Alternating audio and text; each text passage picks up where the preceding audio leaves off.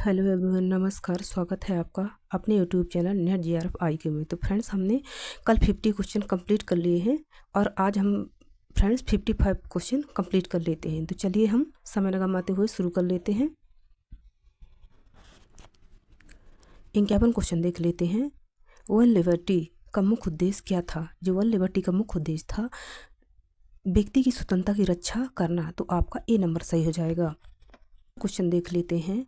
ये system of logic किस क्षेत्र से संबंधित है? तो ये सिस्टम ऑफ लॉजिक जो संबंधित है तो ये तर्क शास्त्र से संबंधित है, तो आपका सी नंबर सही हो जाएगा। 53 क्वेश्चन देख लेते हैं। द पॉलिटिकल इकोनॉमी पुस्तक किसने लिखी थी? तो जो द पॉलिटिकल इकोनॉमी जो पुस्तक लिखी गई थी ये JS मिल के द्वारा लिखी गई थी, तो आपका ये नंबर सही हो जाएगा। 54 क्वेश्चन देख लेते हैं। पॉलिटिकल इकोनॉमी का मुख्य विषय क्या था? तो जो इसका मुख्य विषय था ये पूंजी और श्रम के संबंध था, तो ये आपका सी नंबर सही हो जाएगा। 55 क्वेश्चन देख लेते हैं। मिल के अनुसार शिक्षा का उद्देश्य क्या था? जो मिल के अनुसार शिक्षा का उद्देश्य था वह व्यक्ति के नैतिक और बौद्धिक विकास को बढ़ाना था, तो आपका बी नंबर सही हो जाएगा। उनका मानना था फ्रेंड्स कि जो शिक्षा के द्वारा ही व्यक्ति के बौद्धिक तथा नैतिक विकास हो सकता है, तो आपका बी नंबर सही हो जाएगा। 56वां क्वेश्चन देख लेते हैं। वन लिबर्टी का मुख्य विषय क्या था? तो वन लिबर्टी का जो मुख्य विषय था व्यक्ति और राज्य से संबंध था, तो आपका ए नंबर हो जाएगा। 57वां क्वेश्चन देख लेते हैं। मिल के अनुसार बहुमत का शासन भी किस रूप में खतरनाक हो सकता है? तो आपका जनमत की तानाशाही, तो आपका ए नंबर सही हो जाएगा। 58 क्वेश्चन देख लेते हैं। ऐसे वन गवर्नमेंट पुस्तक किसकी है? जो ऐसे वन गवर्नमेंट पुस्तक है वह जेम्स मिल की है, तो आपका ए नंबर सही हो जाएगा। 62 क्वेश्चन देख लेते हैं। मिल ने किस पर अधिक जोर दिया है? जो मिल है उन्होंने कर्तव्य और अधिकारों पर विशेष जोर दिया है, तो आपका डी नंबर सही हो जाएगा। 60वां क्वेश्चन देख लेते हैं। मिल ने किस सिद्धांत को स्वयं सहायता का सिद्धांत कहा है? तो उन्होंने व्यक्तिवाद को स्वयं सहायता का सिद्धांत कहा है। तो फ्रेंड्स, इनको व्यक्तिवाद का प्रथम दार्शनिक और उपयोगितावाद का अंतिम दार्शनिक के रूप में जाना जाता है, तो आपका सी नंबर सही हो जाएगा। 61वां क्वेश्चन देख लेते हैं। मिल के अनुसार राज्य की भूमिका क्या होनी चाहिए? जो मिल के अनुसार राज्य की भूमिका है वह न्यूनतम हस्तक्षेप करने वाली होनी चाहिए, मतलब राज्य को हस्तक्षेप नहीं करना चाहिए, तो सभी व्यक्ति को स्वतंत्रता का अधिकार होना चाहिए, तो आपका ए नंबर सही हो जाएगा। 62वां क्वेश्चन देख लेते हैं। मिल के विचारों में व्यक्तिगत स्वतंत्रता किससे संतुलित होती है? तो आपको नैतिक जिम्मेदारी से होती है, तो आपका ए नंबर सही हो जाएगा। 63वां क्वेश्चन देख लेते हैं। मिल ने किसे प्राकृतिक अधिकार कहा है? तो उन्होंने स्वतंत्रता को प्राकृतिक अधिकार कहा है। जो मिल है वह स्वतंत्रता के जन्मदाता भी कहे जाते हैं, तो आपका ए नंबर सही हो जाएगा। 54वां क्वेश्चन देख लेते हैं। वन लिबर्टी में मिल किसे स्वतंत्रता को सर्वोच्च माना है? तो उन्होंने विचार की स्वतंत्रता को उन्होंने सर्वोच्च माना है। उनका मानना था कि हर व्यक्ति को विचार अभिव्यक्ति की स्वतंत्रता होनी चाहिए तथा भाषण देने की स्वतंत्रता होनी चाहिए या कहीं घूमने फिरने की स्वतंत्रता होनी चाहिए, तो आपका ए नंबर सही हो जाएगा। 65वां क्वेश्चन देख लेते हैं। मिल ने किसी सभ्यता की पहचान कहा है? तो उन्होंने विचारों की विविधता को सभ्यता की पहचान कहा है, तो आपका सी नंबर सही हो जाएगा। 66वां क्वेश्चन देख लेते हैं। मिल के अनुसार राज्य की स्थापना का उद्देश्य क्या था? जो मिल के अनुसार राज्य की स्थापना का उद्देश्य था वो सुरक्षा और स्वतंत्रता की रक्षा करना था, तो आपका ए नंबर सही हो जाएगा। 67वां क्वेश्चन देख लेते हैं। स्वतंत्रता के बिना प्रगति असंभव है, ये किसका मत है? तो ये JS मिल का मत है, तो आपका बी नंबर सही हो जाएगा। उनका मानना था कि स्वतंत्रता अगर हमें प्राप्त नहीं है तो प्रगति करना असंभव है, तो आपका बी नंबर सही हो जाएगा। 68वां क्वेश्चन देख लेते हैं। मिल के अनुसार सच्ची स्वतंत्रता क्या है? तो ये सभी का प्रतिनिधित्व है, तो आपका बी नंबर सही हो जाएगा। 69वां क्वेश्चन देख लेते हैं। मिल ने किसे मानव सुख का सर्वोच्च स्रोत कहा है? तो उन्होंने ज्ञान को सर्वोच्च स्रोत कहा है। उनका मानना था कि शिक्षा के द्वारा ही ज्ञान विकास हो सकता है, तो आपका ए नंबर सही हो जाएगा। 70वां क्वेश्चन देख लेते हैं। मिल के अनुसार अल्पसंख्यक के अधिकारों की रक्षा क्यों आवश्यक है? क्योंकि सत्य अल्पसंख्यक के पास भी हो सकता है, तो आपका ए नंबर सही हो जाएगा। 71वां क्वेश्चन देख लीजिए। स्वतंत्रता अनुशासन विरोधी नहीं बल्कि पूरक है, यह किसका विचार था? तो ये विचार JS मिल का था, तो आपका ए नंबर सही हो जाएगा। मिल के अनुसार स्वतंत्रता का परीक्षा क्या है? मिल के अनुसार जो स्वतंत्रता का परीक्षण है वह क्या है? तो यह व्यक्ति का व्यवहार है, तो आपका ए नंबर सही हो जाएगा। मिल के विचारों का प्रमुख प्रभाव किस पर पड़ा था? तो मिल के विचारों का जो प्रभाव पड़ा था तो वह ब्रिटिश उदारवाद का पड़ा था, तो आपका ए नंबर सही हो जाएगा। 74 क्वेश्चन देख लेते हैं। मिल की पत्नी का क्या नाम था जिन्होंने उनके विचारों को प्रभावित किया? तो उनका नाम हैरियट टेलर था, तो ये आपका ए नंबर सही हो जाएगा। 75वां क्वेश्चन देख लेते हैं। द सब्जेक्शन ऑफ वुमेन किसे समर्पित की गई है? तो द सब्जेक्शन ऑफ वुमेन उनकी पत्नी को समर्पित की गई है, तो आपका ए नंबर सही हो जाएगा। 76वां क्वेश्चन देख लेते हैं। मिल के अनुसार मताधिकार क्या आधार होना चाहिए? तो मिल के अनुसार जो मताधिकार होना चाहिए वह शिक्षा और योग्यता होनी चाहिए, तो आपका ए नंबर सही हो जाएगा। उनका मानना था फ्रेंड्स कि जो मताधिकार है वह शिक्षित और योग्य व्यक्तियों को होना चाहिए। मत देने का अधिकार शिक्षित और योग्य व्यक्तियों को होना चाहिए, तो आपका ए नंबर सही हो जाएगा। और वह स्त्री शिक्षा को विशेष प्रोत्साहन करते हैं तथा उनको मताधिकार देने के ये समर्थक थे। 77वां क्वेश्चन देख लेते हैं। मिल का प्रसिद्ध कथन स्वतंत्रता वही है जहां दूसरों को हानि ना हो किस ग्रंथ में है? तो ये वह लिबर्टी में दिया गया है, तो आपका बी नंबर सही हो जाएगा।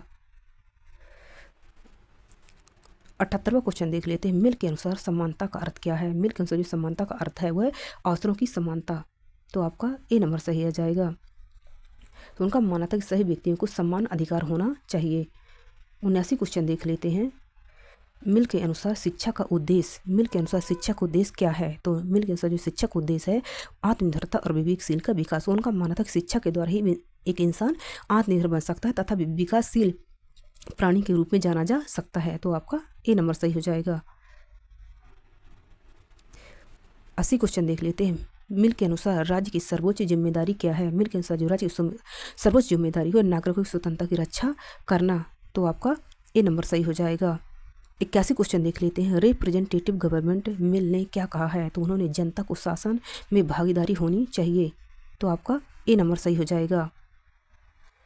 82 क्वेश्चन देख लेते हैं। मिल ने किसे राजनीतिक परिपक्वता का सूचक माना है? तो उन्होंने शिक्षा को परिपक्वता का सूचक माना है। उनका मानना था कि शिक्षा के द्वारा एक व्यक्ति परिपक्व बन सकता है तथा उसके बुद्धि का विकास हो सकता है, तो आपका ए नंबर सही हो जाएगा। 83 क्वेश्चन देख लेते हैं। मिल का प्रमुख नैतिक सिद्धांत क्या था? जो मिल का प्रमुख नैतिक सिद्धांत था वह क्या था? तो सार्वजनिक लोगों का सर्वाधिक सुख था, तो आपका ए नंबर सही हो जाएगा। 84 क्वेश्चन देख लेते हैं। मिल ने कहा कि सत्य कभी भी बहुमत के मत से तय नहीं किया जा सकता है, यह बंधता से नहीं कहा जा सकता है, तो आपका ए नंबर सही हो जाएगा। 85 क्वेश्चन देख लेते हैं। मिल के अनुसार जनमत क्या होना चाहिए? तो जो मिल के अनुसार जनमत विवेकपूर्ण होनी चाहिए, तो आपका ए नंबर सही हो जाएगा। 87 क्वेश्चन देख लेते हैं। मिल ने कहा है सत्य और असंत का टकराव की प्रगति का मार्ग है, तो ये अव्यक्ति की स्वतंत्रता का मार्ग है, तो आपका ए नंबर सही हो जाएगा। 88 क्वेश्चन देख लेते हैं। लिबर्टी इक्वलिटी एंड जस्टिस किस विचारक के सिद्धांतों से सबसे अधिक मेल खाते हैं? तो यह J.S. मिल से अधिक मेल खाते हैं, तो आपका ए नंबर सही हो जाएगा। 89 क्वेश्चन देख लेते हैं। मिल किस नीति के समर्थक थे? तो वह न्यूनतम राज्य की नीति के समर्थक थे, तो आपका ए नंबर सही हो जाएगा। 90 क्वेश्चन देख लेते हैं। मिल के अनुसार राज्य का हस्तक्षेप कब उचित है? तो मिल के अनुसार राज्य का जो हस्तक्षेप है जब दूसरों को हानि पहुंचाई जा रही हो, तो आपका ए नंबर सही हो जाएगा। उनका मानना था कि अगर कोई राष्ट्रीय राज्य हमारे देश में आक्रमण करता है तब हमें स्वतंत्रता का पालन नहीं करना चाहिए, तो आपका ए नंबर सही हो जाएगा। मिल के अनुसार सुख मापदंड क्या है? जो मिल के अनुसार सुख का मापदंड है वो क्या है? तो वह मानसिक और नैतिक गुणवत्ता, तो आपका ए नंबर सही हो जाएगा। 92 क्वेश्चन देख लेते हैं। मिल के अनुसार सत्य की पहचान कैसे होती है? जो सत्य की पहचान है वह तर्क और अनुभव से होती है, तो आपका ए नंबर हो जाएगा। 93 क्वेश्चन देख लेते हैं। मिल के अनुसार नैतिकता किस पर आधारित है? तो जो नैतिकता है वह उपयोगिता पर आधारित है, तो आपका ए नंबर सही हो जाएगा। फ्रेंड्स, उनको उपयोगितावाद का अंतिम दार्शनिक कहा जाता है और व्यक्तिवाद का प्रथम दार्शनिक के रूप में वो माने जाते हैं, तो आपका 94 क्वेश्चन देख लेते हैं। ये few words one non intervention रचना किसकी है? ये रचना है ये J.S. मिल की रचना है, तो आपका ए नंबर सही हो जाएगा। 95 क्वेश्चन देख लेते हैं। ऑटोबायोग्राफी पुस्तक किसकी आत्मकथा है? तो ये आत्मकथा जे.एस. मिल की है, तो आपका ए नंबर सही हो जाएगा। 96 क्वेश्चन देख लेते हैं। मिल ने कहा स्वतंत्रता का मूल वही जानता है जिसने उसे खोया हो। यह कथन किससे जुड़ा हुआ है? तो यह व्यक्तिगत स्वतंत्रता से जुड़ा हुआ है। तो 97 क्वेश्चन देख लेते हैं। मिल के विचारों का सार क्या है? जो मिल के विचारों का जो सार है वह क्या है? तो व्यक्ति की स्वतंत्रता और समाज की भलाई का संतुलन, तो आपका ए नंबर सही हो जाएगा। उनका मानना था कि व्यक्ति को विचार और व्यक्ति की स्वतंत्रता होनी चाहिए और समाज की भलाई होना चाहिए तथा समाज का कल्याण करना चाहिए। 98 क्वेश्चन देख लेते हैं। मिल ने किसे नीति को सही शासन का आधार बताया है? तो उन्होंने प्रातिनिधिक शासन को आधार बताया है, तो आपको ए नंबर सही हो जाएगा। 99 क्वेश्चन देख लेते हैं। ऑटोबायोग्राफी प्रकाशन कब हुआ था? तो ये 1873 ईसा पूर्व में इसका प्रकाशन किया गया था, तो आपका ए नंबर सही हो जाएगा। 100 क्वेश्चन देख लेते हैं। अल्पसंख्यक की स्वतंत्रता की रक्षा करना यह किसका मत है? तो यह जे.एस. मिल का मत है, तो आपका ए नंबर सही हो जाएगा। 101 क्वेश्चन देख लेते हैं। मिल ने कहा स्वतंत्रता का मूल वही जानता है जिसे खोया हो। यह कथन किससे जुड़ा हुआ है? तो यह व्यक्ति की स्वतंत्रता से जुड़ा हुआ है, तो आपका डी नंबर सही हो जाएगा।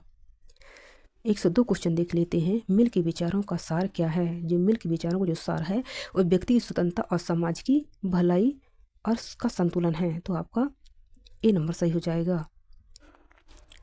103 क्वेश्चन देख लेते हैं। आदर्शवादी विचारक हमबोल्ट के विचारों को कौन प्रभावित थे? तो यह जे.एस. मिल प्रभावित थे। ये इनके विचारों से बहुत अधिक प्रभावित थे, तो आपका बी नंबर सही हो जाएगा। 104 क्वेश्चन देख लेते हैं। किसको पहला व्यक्तिवादी और अंतिम उपयोगितावादी कहा जाता है? तो यह जे.एस. मिल को अंतिम उपयोगितावादी के रूप में जाना जाता है, तो आपका ए नंबर सही हो जाएगा। 105 क्वेश्चन देख लेते हैं। अपने मित्र डी टॉकविले की रचना डेमोक्रेसी इन अमेरिकन 1869 से प्रभावित थे, तो ये जे.एस. मिल प्रभावित थे। तो फ्रेंड्स, ये आपके 55 MCQ कंप्लीट हो चुके हैं। हमने 50 क्वेश्चन कल कंप्लीट कर लिए हैं और आज हमने 55 क्वेश्चन को कंप्लीट कर लिया है। फ्रेंड्स, अगर आपको हमारा वीडियो पसंद आया हो तो प्लीज़ इसे लाइक कर लीजिए और सब्सक्राइब कर दीजिए। धन्यवाद। ताकि मैं आपको ऐसे ही वीडियो लेकर के आती रहूँ।